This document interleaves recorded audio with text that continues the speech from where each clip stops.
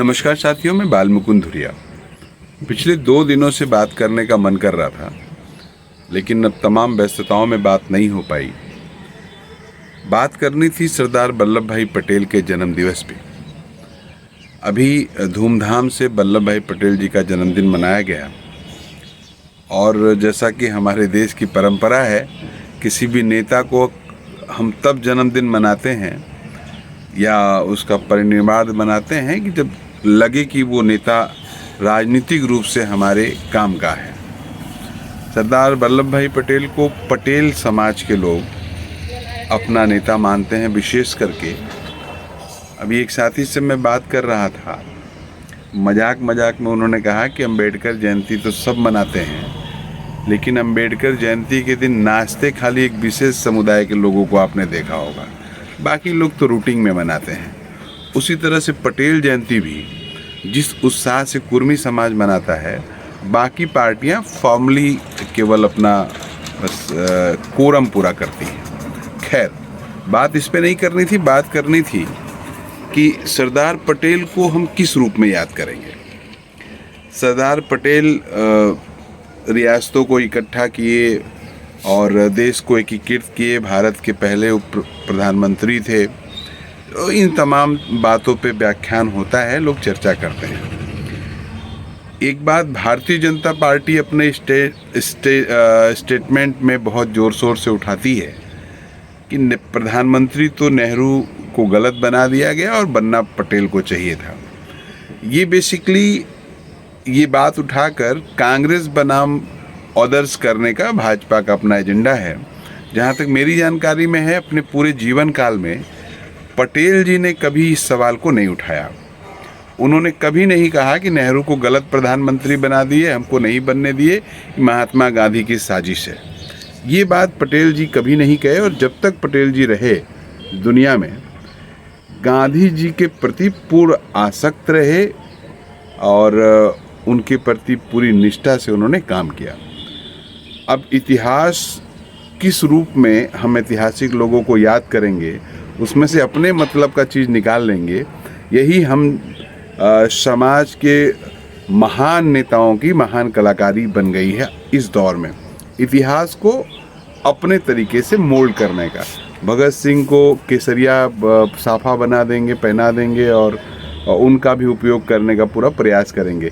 पटेल जी के बारे में ये बात नहीं बताते हैं कि महात्मा गांधी जी की हत्या के बाद उन्होंने संघ पे ये कहते हुए प्रतिबंध लगाया कि संघ की साजिश है और संघ देश में इस तरह का माहौल बनाकर महात्मा गांधी जी की हत्या करके देश के भीतर सांप्रदायिक सौहार्द वगैरह का जो खेल बिगाड़ रहा है, इसलिए संघ पे प्रतिबंध लगना चाहिए।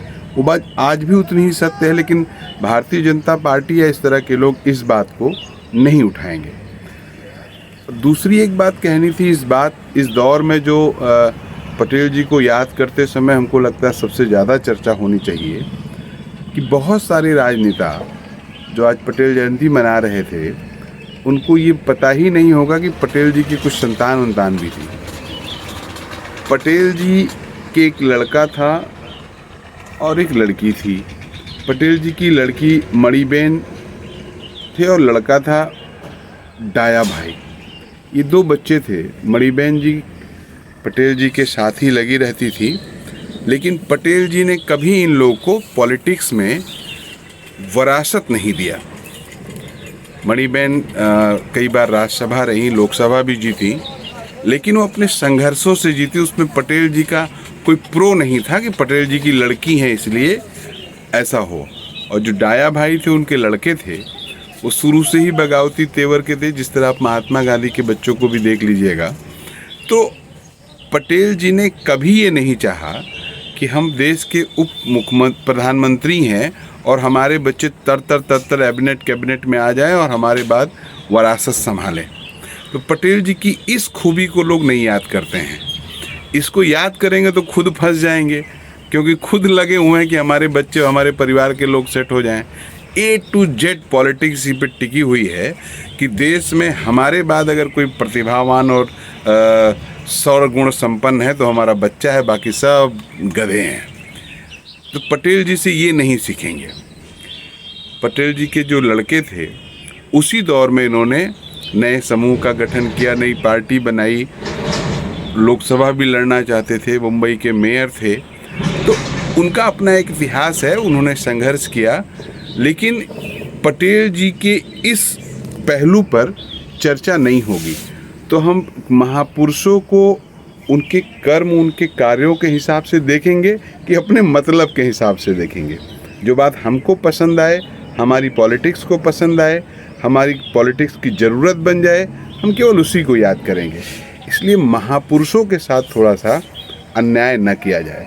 कम से कम हम आप लोग जिनको इस बात से नहीं लेना देना है कि कौन क्या खेल खेल रहा है, तो महापुरुषों को, हमारे ऐतिहासिक पुरुषों को, जिन्होंने अपना सब कुछ न्यौछावर कर दिया देश को आज़ाद कराने में, देश को आगे बढ़ाने में, उनको तो कम से कम उनके सही व्याख्यान के साथ याद किया जाए।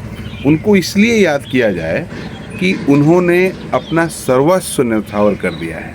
हमारा देश प्रतीकों पे टिका हुआ है, लेकिन प्रतीकों से शिफ्ट करके इस जीवंत प्रतीकों को, जीवंत लोगों को जिन्होंने हमें आज इस लायक बनाया, उनको हम याद करें और उनको उनके उसी गुण के साथ याद करें।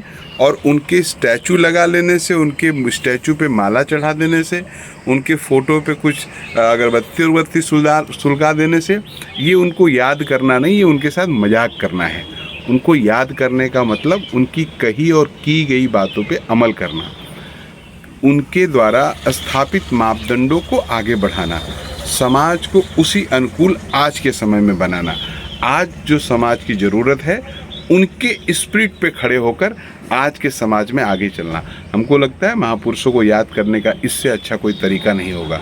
ये हम सोच रहे हैं, आप भी ज़रा सोचिएगा कि कैसे याद किया जाए महापुरुषों को। नमस्कार।